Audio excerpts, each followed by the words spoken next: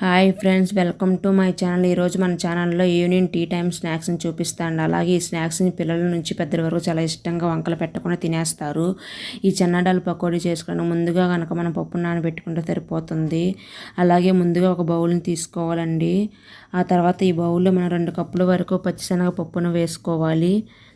ఇక్కడ నేను 2 కప్పుల వరకు శనగపప్పును తీసుకున్నాను. మీకు ఎన్నైతే కావాలో దాన్ని బట్టి తీసుకోండి. అలాగే మనం ఈ పచ్చిశనగపప్పులో వాటర్ పోసుకొని 2-3 సార్లు శుభ్రంగా కడిగేసుకోవాలి.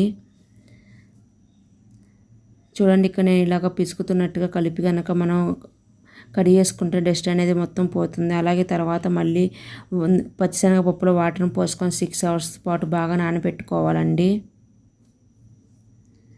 ఆ తర్వాత 6 అవర్స్ తర్వాత చూస్తే ఈ పచ్చిశనగపప్పు బాగా నానిపోయి ఉంటాయి. చూడండి, ఇక్కడ నేను చూపిస్తున్నాను ఒకసారి. 6 అవర్స్ తర్వాత చూస్తే ఇలా పచ్చిశనగపప్పు బాగా నానిపోయినాయండి, బాగా ఉబ్బినట్టుగా వచ్చాయి. ఆ తర్వాత ఒక మిక్సీ జార్ని తీసుకోవాలి. అందులోకి 4-5 పచ్చిమిర్చి వేసుకోవాలి. అలాగే కొన్ని అల్లం ముక్కలను కూడా మనం వేసుకోవాలండి. ఇందులో అల్లం ముక్కలు ఎంత ఎక్కువ వేసుకుంటే అంత టేస్ట్ అయితే వచ్చింది. ఆ తర్వాత పిరికెడు కరివేపాకును కూడా వేసుకోవాలి. ఆ తర్వాత మనం నానబెట్టుకున్న పచ్చిశనగపప్పుని మిక్సీ జార్లో వేసుకొని మిక్సీ అయితే పట్టుకోండి. ఇలా నేను మిక్సీ జార్లో వేసుకునే ముందు ఒక బౌల్లో కొన్ని తీసుకొని పచ్చిశనగపప్పుని పేస్ట్లో అయిపోయిన తర్వాత మనం చేసుకున్న తర్వాత అందులో పేస్ట్లో కలుపుకోవడానికి బాగుంటాయి అని చెప్పేసి నేను సైడ్కి పెట్టేసుకున్నా. తర్వాత టేస్ట్ తగ్గట్టు సాల్ట్ వేసుకొని ఒకసారి మిక్స్ చేసుకొని గ్రైండ్ చేసుకోవాలి. ఇలా ఒక బరకగా వచ్చింది కదండి. ఒకసారి తర్వాత కొన్ని వాటర్ పోసుకుంటూ మనం గ్రైండ్ చేసుకోవాలి పేస్ట్ లాగా. చూడండి, ఇక్కడ నేను చూపిస్తున్నాను. పేస్ట్ లాగా అయిపోయింది, బాగా స్మూత్గా మెత్తగా అయిపోయింది చూడండి. ఆ తర్వాత ఒక బౌల్ని తీసుకొని ఈ పేస్ట్ మొత్తం మనము పిండిని బౌల్లో వేసుకోవాలి.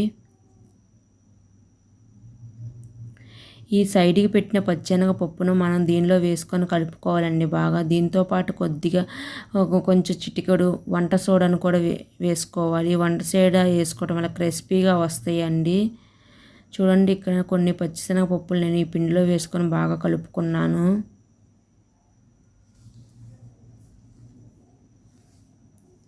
అలాగే మరొక వైపు ఆయిల్ని వేడి చేసుకోవాలండి. డీప్ ఫ్రై సరిపోయిన ఆయిల్ని వేడి చేసుకొని ఇలా కొంచెం పిండి తీసుకుంటా ఈ పకోడీలను అయితే మనం వేసుకోవాలి.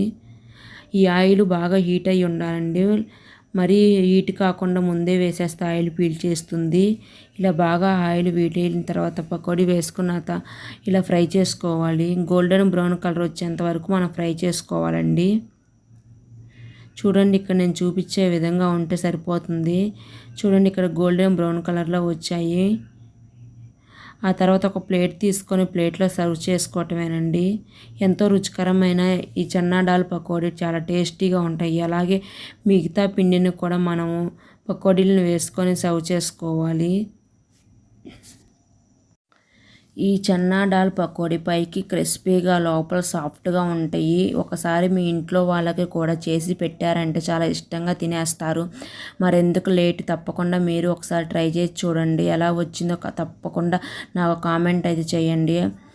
అలాగే మన ఛానల్ని మొదటిసారిగా చూసినట్లయితే ప్లీజ్ సబ్స్క్రైబ్ చేసుకోండి, లైక్ చేయండి, షేర్ చేయండి. థ్యాంక్ యూ ఫర్ వాచింగ్ అండి. బాయ్.